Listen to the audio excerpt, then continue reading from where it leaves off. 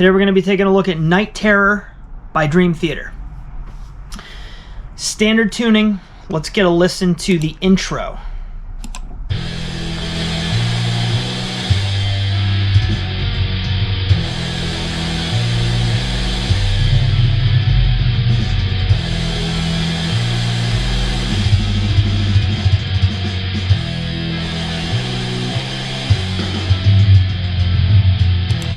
All right, so we're in standard tuning and we're essentially in the key of E minor. The beginning phrases utilize notes from the key of E minor. We have tons of E's. We have some B's, which are the fifths. We have a B flat in the first measure, which leads up to the B. So that's where you get that really unique,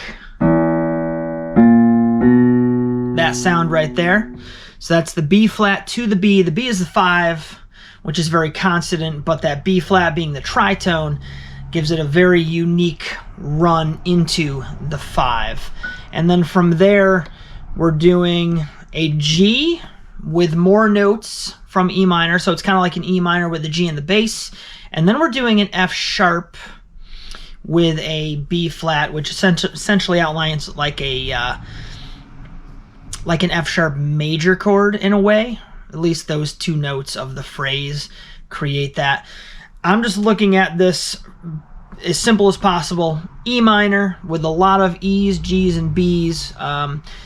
Changing bass notes seems to be a common theme on this album, as with a lot of Dream Theater stuff. So the bass note going to G and then the bass note going to F sharp. Let me point that out for you. So here's the E part. Here's E.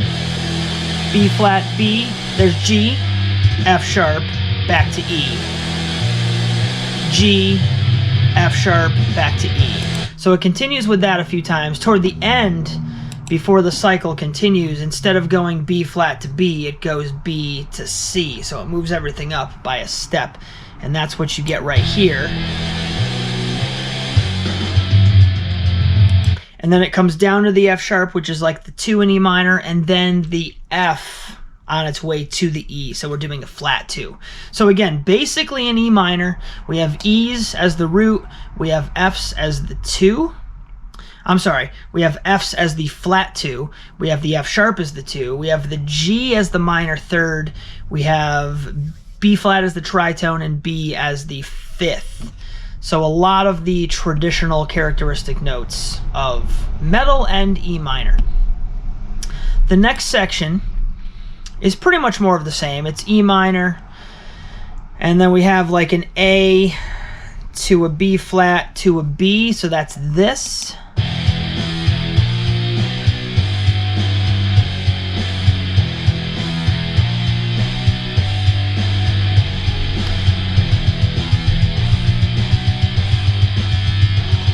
Right there, that is your Alex Lifeson chord. That's like the F sharp 7 at 11.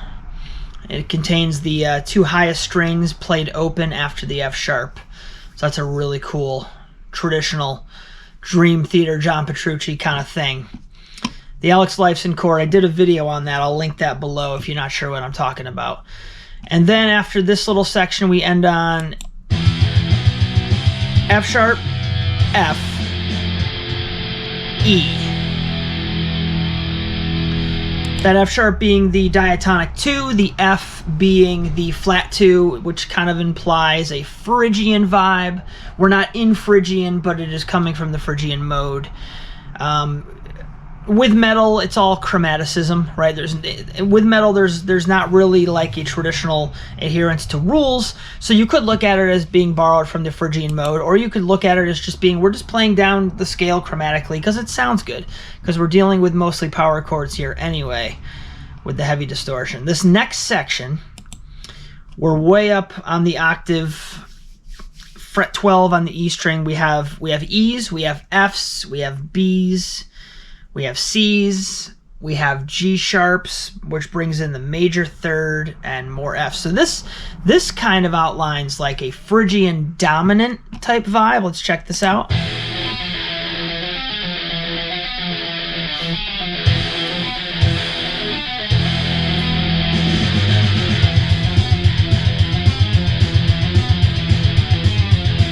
so we got roots, we got flat twos, we got fifths, we've got major thirds, which implies that Phrygian mode. So I'm going to say that section's in Phrygian dominant. After that, we come out into this.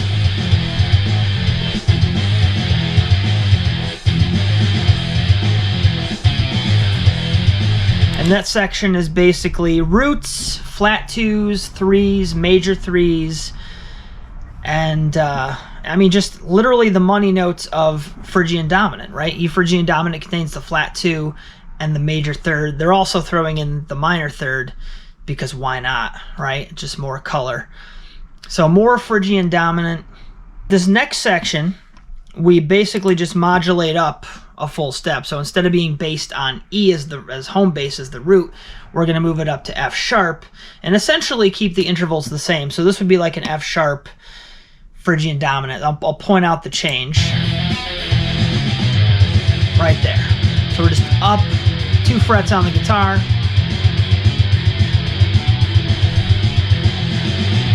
Now we're back down to E, back to the intro.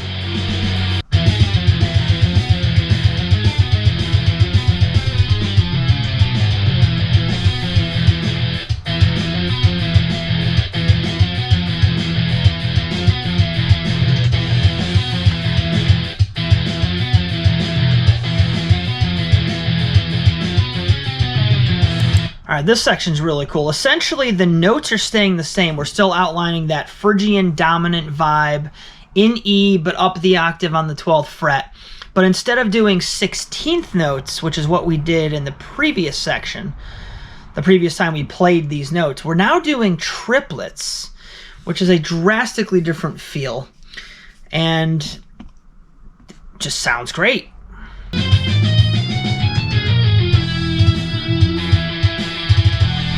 All right, this section's a little different. We have octaves, which you see a lot in Opeth. I don't see a lot of octaves in Dream Theater too often.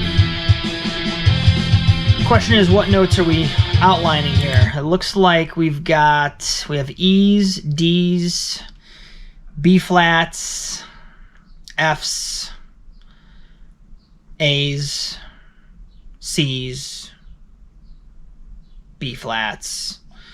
So root, 4, flat 5, 7, flat 2.